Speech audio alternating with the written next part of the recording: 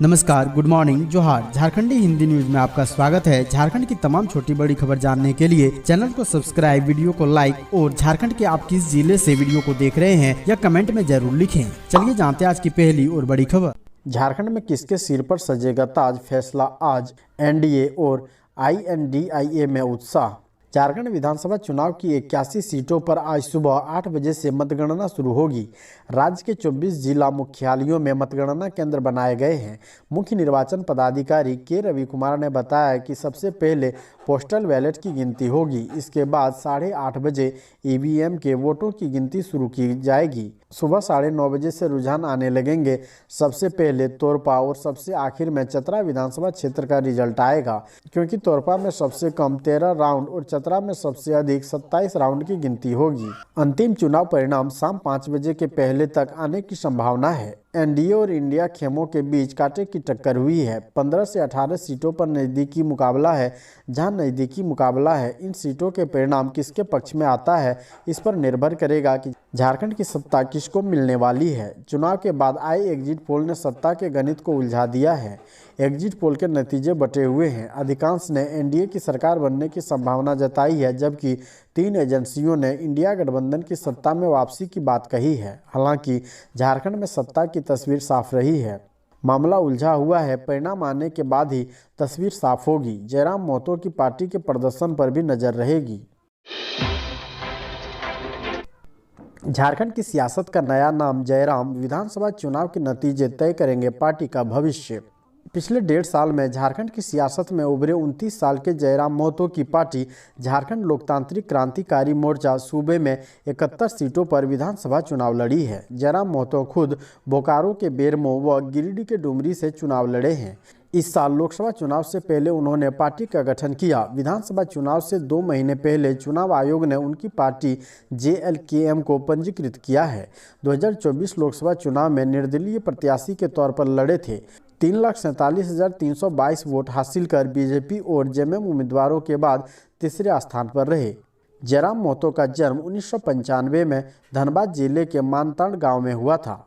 उनके पिता झारखंड को अलग राज्य का दर्जा दिलाने के आंदोलन में सक्रिय सदस्य थे। जयराम अंग्रेजी साहित्य में पोस्ट ग्रेजुएट कर चुके हैं।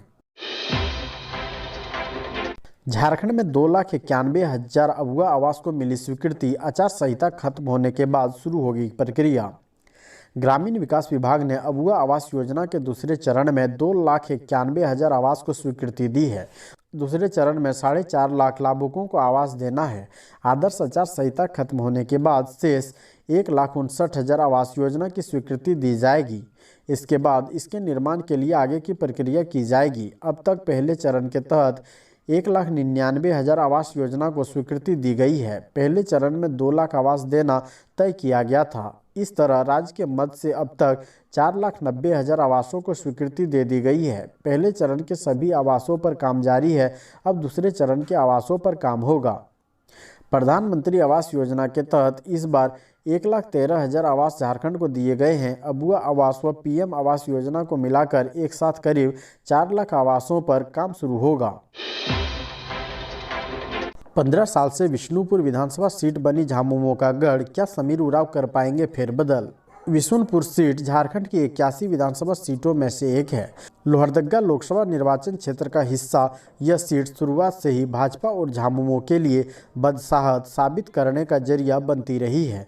विष्णुपुर सीट से बीजेपी ने समीर उरांव को मैदान में उतारा है, तो वहीं झामुमो से चमरा लिंडा चुनावी मैदान में है। झारखंड विधानसभा के लिए साल 2005 से अब तक हो चुके चुनावों में एक बार भाजपा को जीत मिली है। वहीं झामुमो के कद्दावर नेता चमरा लिंडा साल 2009 से लगातार इस सीट से जीत हासिल करते आ रहे हैं। बीजेपी ने चमरा लिंडा के विजय रथ को रोकने के लिए समीर उरांव को मैदान में उतारा है। आज 81 सीटों के आएंगे नतीजे। इंडिया गठबंधन और एनडीए के बीच मुकाबला। झारखंड विधानसभा चुनाव के बाद आज होने वाली मतगणना के लिए तैयारियां पूरी हो चुकी है और राजनीतिक नेताओं और पार्टियों को उत्सुकता से परिणामों का इंतजार है। आज आने वाले नतीजे यह तय करेंगे कि झारखंड में अगली सरकार बीजेपी के नेतृत्व वाला राष्ट्रीय जनतांत्रिक गठबंधन यानी एनडीए बनाएगा या जेएमएम के नेतृत्व वाला गठबंधन एक बार फिर सत्ता पर काबिज होगा। डाक मतपत्रों की गिनती सुबह 8 बजे शुरू होगी तथा रुझान सुबह 9 बजे तक आने चालू हो जाएंगे। इस बार मतदान रिकॉर्ड 67.74% तक पहुंच गया है, जो 15 नवंबर 2000 को राज्य के गठन के बाद से सबसे अधिक है। गोमिया में जयराम की पार्टी कर सकती खेला, क्या लंबोदर मोतो बचा पाएंगे किला।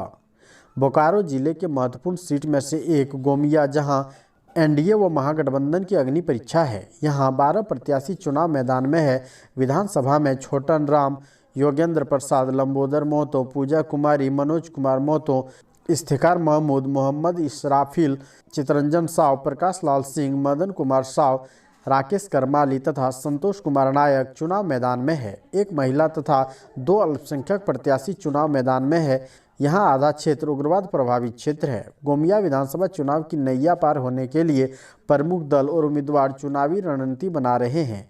इस बार वर्तमान विधायक लंबोदर मोतो, पूर्व विधायक योगेंद्र प्रसाद और जेएलकेएम की पूजा मोतो के बीच तगड़ा मुकाबला होने की संभावना है। जयराम मोतो की पार्टी के मैदान में आने से चुनावी समीकरण बदल गया है। हेमंत सोरेन से लेकर मधु कोड़ा तक 6 पूर्व मुख्यमंत्रियों के साख दांव पर। झारखंड विधानसभा चुनाव के नतीजे आज घोषित होंगे। सुबह 9 बजे से रुझान आना चालू हो जाएंगे। 81 सीटों पर हुए इस चुनाव में कई उम्मीदवारों की किस्मत का फैसला जनता ने कर दिया है। चुनाव में कांटे की टक्कर ने प्रत्याशियों और उनके समर्थकों की धड़कनें बढ़ा दी है। कई सीटों पर बेहद करीबी मुकाबले की संभावना ने सभी को बेचैन कर दिया है। प्रत्याशी जहां पूजा पाठ और हवन में व्यस्त हैं, वहीं कार्यकर्ता राजनीतियों की समीक्षा में जुटे हुए हैं। 24 साल का युवा झारखंड अब तक 7 मुख्यमंत्री को कुर्सी पर बैठते और उतरते देख चुका है। इस बार के विधानसभा चुनाव में इस सभी के साख दांव पर लगी हुई है। इनमें वर्तमान मुख्यमंत्री हेमंत सोरेन के साथ साथ पूर्व मुख्यमंत्री चंपई सोरेन और बाबूलाल मरांडी खुद विधानसभा का चुनाव लड़ रहे हैं, जबकि शिबू सोरेन से लेकर अर्जुन मुंडा, रघुवर दास और मधु कोड़ा जैसे पूर्व मुख्यमंत्रियों की प्रतिष्ठा भी सवालों के घेरे में है। जाहिर है, इस बार का विधानसभा चुनाव झारखंड के इन दिग्गज नेताओं के लिए किसी चुनौती से कम नहीं है। इस बार के चुनाव ने राज्य के इन दिग्गज नेताओं को बड़े राजनीतिक इम्तिहान में डाल दिया है। यह चुनाव पूर्व मुख्यमंत्री केवल जीत हार तक सीमित नहीं है, यह उनकी राजनीतिक विरासत, प्रभाव और भविष्य की राजनीति को नई दिशा देने वाला साबित होगा। जेएमएम के सर्वे से कांग्रेस में टेंशन, महिलाओं ने उड़ाई नेताओं की नींद, नतीजे से पहले झारखंड का हाल। नतीजे से पहले जहां महाराष्ट्र में सियासी हलचल मची हुई है, वहीं झारखंड में सन्नाटे का माहौल है। इसकी बड़ी वजह वोटिंग पैटर्न बताई जा रही है। कहा जा रहा है कि झारखंड में जिस तरीके से मतदान हुआ है, उससे नेताओं के लिए आकलन करना मुश्किल हो गया है। इसलिए दोनों गठबंधन के नेता अब सीधे स्ट्रांग रूम खुलने का इंतजार कर रहे हैं। 81 विधानसभा सीटों वाली झारखंड में सरकार बनने के लिए 41 विधायकों की जरूरत होती है। 2019 में यहाँ कांग्रेस और झारखंड मुक्ति मोर्चा गठबंधन ने मिलकर सरकार बनाई थी। झारखंड में इस बार मतदान प्रतिशत में बढ़ोतरी देखी गई है। कुल मतदान में करीब 4% की बढ़ोतरी हुई है। आमतौर पर जब मतदान प्रतिशत में बढ़ोतरी होता है तो इसे सत्ता के खिलाफ माना जाता है, लेकिन इस बार झारखंड की 68 सीटें ऐसी है जहां पुरुषों के मुकाबले महिलाओं ने ज़्यादा वोट डाले हैं। कौन बनेगा बोकारो का विधायक, कांग्रेस और भाजपा के बीच कांटे की टक्कर।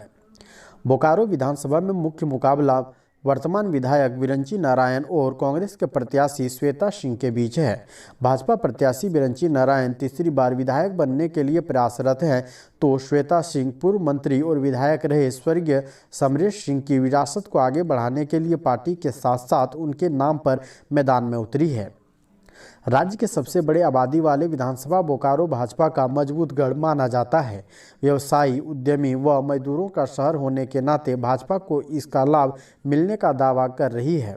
वहीं महागठबंधन की प्रत्याशी श्वेता सिंह को हेमंत सरकार के कार्य एवं अपने ससुर स्वर्गीय समरेश सिंह के नाम व उनके काम पर चुनाव में अपना जीत दर्ज कराने को लेकर चुनाव लड़ रही है। शैक्षणिक राजधानी होने के नाते चुनाव में देश की सुरक्षा, घुसपैठिए और राम मंदिर की चर्चा है, तो स्थानीय स्तर पर कानून व्यवस्था की स्थिति के साथ साथ वर्तमान विधायक विरंची नारायण के कामों की चर्चा है।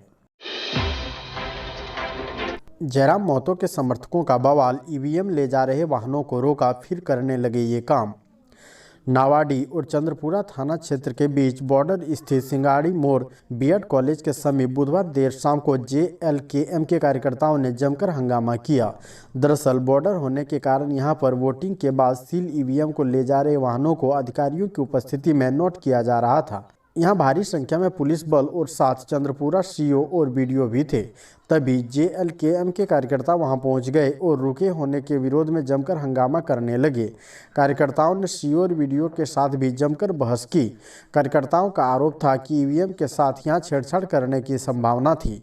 घंटों वाहनों को रोके रखने के बाद वहां जेएलकेएम अध्यक्ष व प्रत्याशी जयराम महतो पहुंचे और अधिकारियों से बात की। अधिकारियों ने उन्हें बताया कि वह चंद्रपुरा और नावाडी थाना का बॉर्डर है और बॉर्डर पार होने के बाद स्थानीय पुलिस प्रशासन की मौजूदगी में वाहनों को सौंपा जाता है। इसके लिए सभी क्षेत्रों के लिए अधिकारी प्रतिनियुक्त होते हैं। सुरक्षित नोट डाउन करने के बाद उन्हें ले जाया जाता है। इस कारण कुछ देर के लिए वहां सभी वाहन रुके थे, लेकिन इसी बीच जेएलकेएम के कार्यकर्ता वहां पहुंच गए और हंगामा करने लगे। इसे लेकर प्रशासन ने बाकायदा चुनाव आयोग की गाइडलाइन भी बताई। इसके बाद कार्यकर्ता पीछे हटे और वाहनों को सुरक्षित ले जाया गया।